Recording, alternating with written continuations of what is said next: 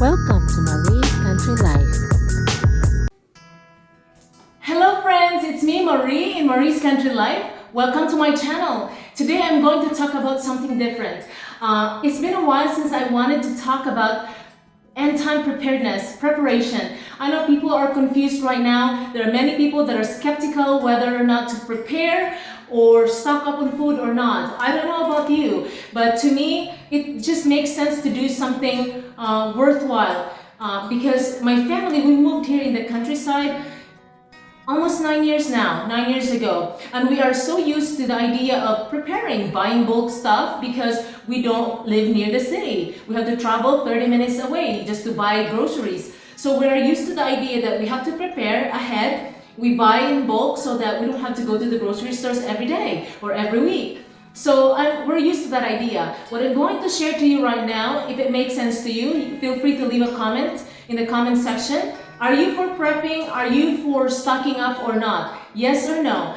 But I'm not going to change your principle. I'm not going to change your mind. What I'm going to share right now to you is about my experience and what makes sense to me. Okay? There are many people that are skeptical about what's going on right now. They don't want to do something. There are different types of people. People that are proactive.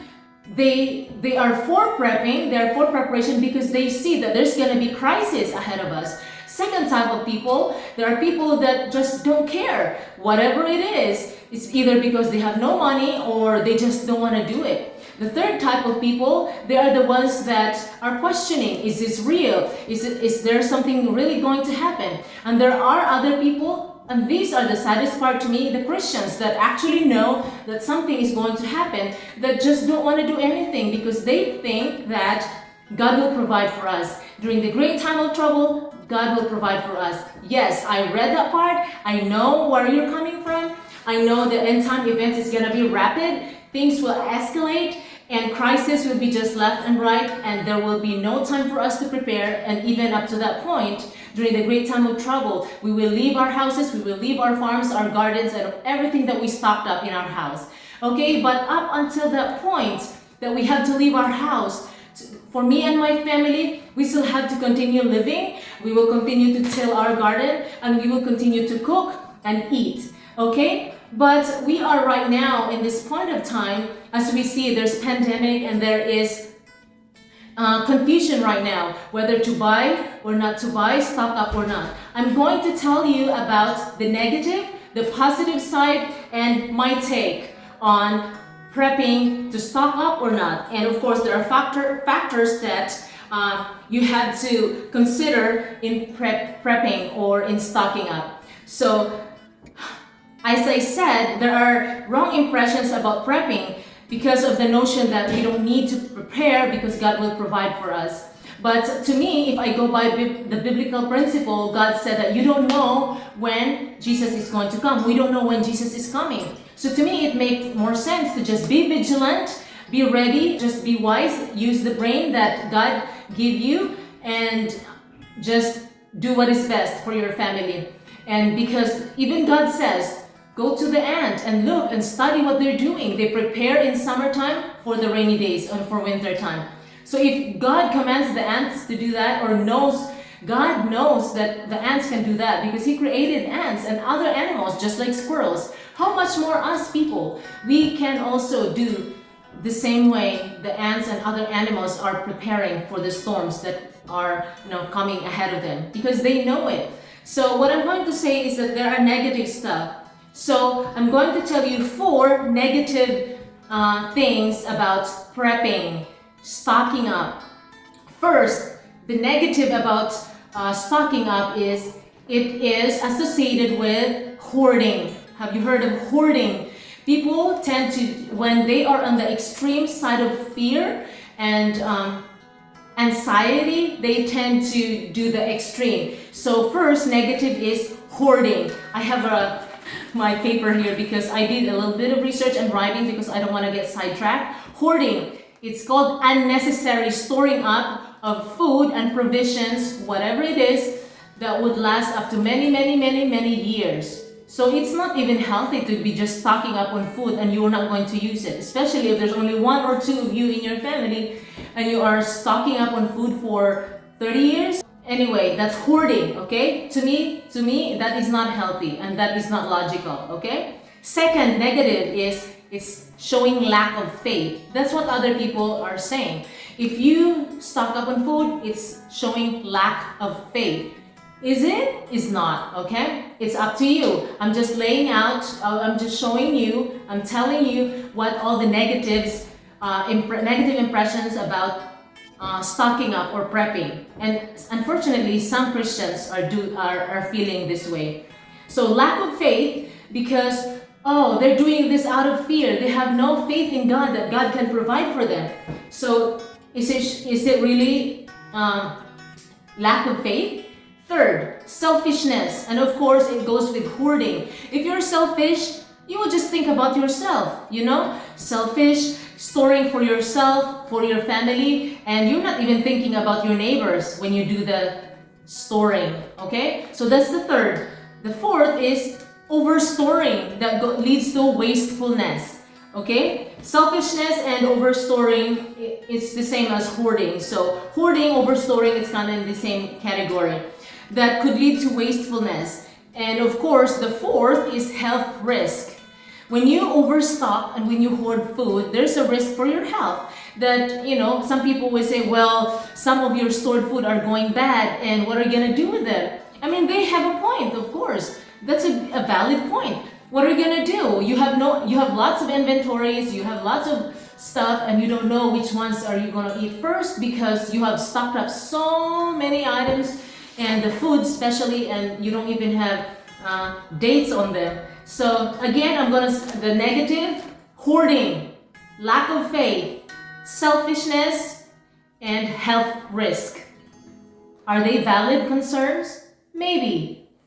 Okay, I'm going to tell about the positive side of prepping, storing up or stocking up for natural disasters and calamities and unlikely events. First, when you stock up, when you are ready, you are taking responsibility, okay, in providing for your family because you love your family and you know what's coming, and so you're going to prepare. So that's it, being responsible. Second, it lessens the panic.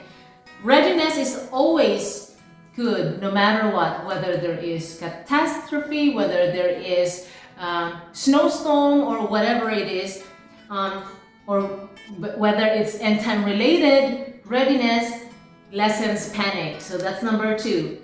Number 3, when you stock up on food, you are going to be able to help your neighbors in times of crisis and really there's disaster. If you have extra food, aren't you going to prepare or give food to your neighbors that just lost their house during a tornado or a snowstorm or something like that? So yeah, the positive of having prepared or stocked up food is that you have something ready and easy to fix during a catastrophe, and you are going to be able to help your neighbors. Number 5, of course, readiness is godliness. In the Bible it says, be watchful, be ready all the time because we don't know when Jesus is coming. So I'm going to again reiterate the positive side of preparedness or stocking up, whatever it is, physical or spiritual. Being responsible. Second, it lessens panic. Number 3, be able to help neighbors. We will be able to help our neighbors. Number 4, readiness is godliness. Okay? And now, there are factors that we must consider in prepping or in stocking up food. Whatever it is, there are factors that I'm going to share with you. You have to consider your motive. What is your motive of prepping? What is your motive of stocking up? Are you doing it for yourself, or are you doing it just because you feel secure if you have all this food? Okay? Fear, you're prepping out of fear or because you are just responsible. Good intention is good to be able to help families and friends. Number two, second thing that you must consider in prepping, your finances. Do you have money to do it? Know how much you can afford to buy when you stock up or buy extra food. Do little at a time, okay? Do little at a time. If you can buy 2 cans of beans this week, you can buy two more extra next week. You don't go ahead. If you have money, that's good. You can go to the stores right now and buy in bulk. But for those that don't have a lot, it calls for preparation and planning. And that's why God said that it's better to move out in the countryside, move out of the cities and move to the countryside, because even though you don't have a lot of money, you can grow food, you can have a garden, and you can plant. Okay? So the third is you have to consider your storage, your space. If you don't have a big house, where are you going to store your food, your bulk items? If you're living in a 1-bedroom apartment, where are you going to store them? So there are things that you have to consider. But nevertheless, whatever the situation in your house, whatever the size of your house, well, if you have to remove your table and chairs, you will do it just to accommodate your food or your provisions. So there are things that you have to consider. Okay, make sure that they are safe and secure, and then you have to consider the packing process, because there are processes in there are certain processes, especially when you do pail packing, like the bulk one that you put in buckets like this. There are ways that you can store them and they will keep them longer in buckets. So you have to consider that. And of course, number 4 is the shelf life of your items. If you buy rice and beans, you have to be mindful of the expiration date of the canned food, and your dried herbs, your salt, your sugar, your soy sauce, and dehydrated items. So you have to consider the shelf life, okay? Canned food versus dried food, or a combination of both. You have to consider those, okay? And the 5th is to prepare is better than not. That's my 5th factor that you have to be thinking about. To prepare is better than not. Because if nothing happens, yay! I mean, that's good. Be glad. So, but if something does happen, then who is going to give you food? You know, some neighbors, if they're affected, nobody's gonna give you food. So my take on preparedness, prepping, stocking up or not, it is wise to be ready. It is wise to be ready. Especially if you live in the city, you know, you don't have a space to garden, and it makes more sense to buy bulk and stock up, because you don't have a space to do gardening. And if we do that we live in the countryside, how much more those people that are living in apartments. So I urge you, if you're living in apartments, to at least have something extra. Okay. And consider the Bible text that says, "Go to the ant, you sluggard, consider its ways and be wise. It has no commander, no overseer or ruler, yet it stores its provisions in summer and gathers its food at harvest." So you can read that in Proverbs 6, verses 6 to 11. So be wise, just like the ants and the squirrels. The squirrels do the same thing, and many other animals, they prepare for the rainy season or winter time. If the animals can do that, how much more us, you know? We are more intelligent than animals. Second, my second take, prepare but do not do the extreme. It's better to have at least 6 months of provision, or up to a year or 2. If you have extra money, you can prepare for 1 or 2 years. 1 year, so that during the next cropping, during the next garden season, that you have enough food, and then you have something saved up for your seed, and during next cropping, next garden time, then you have something to rely on in the garden. So at least 6 to 1 year at least of stocked up on food, or 2 years. Does that sound hoarding? I think 1 to 2 years provision or extra food is not a bad idea. Really, practically, it's practical. Third, my take is it's better to live in the country. Whatever happens, worst come to worst, people that are living in the city, if they have no money to buy, at least, when you live in the country, you can plant your tomatoes and potatoes and you will survive. That's why in the Bible and in the Spirit of Prophecy, the end time event says that move out of the cities and transfer or move to the countryside. So I pray that whoever is watching this video, that you're going to prayerfully seek God's guidance as you plan for your future and for your family, because we're living in a very critical time. The politics and the religion aspects in this world, in this country particularly, is not good. It's not stable. So that's something that we have to be thinking about. The fourth, before I go to the fourth, consider the prophets of old. They lived in the countryside. Most of the prophets, most of them, they didn't live in the city. They did minister in the cities, but they go home to their country homes, far from the cities.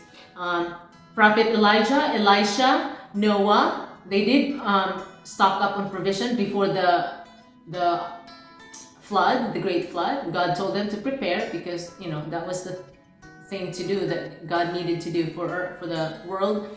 And then Noah and his family stocked up on food, but they lived in the country. Of course, Enoch lived also in the countryside. So when you live in the country, you are more self-reliant, self-sufficient, not self-reliant, but self-sufficient.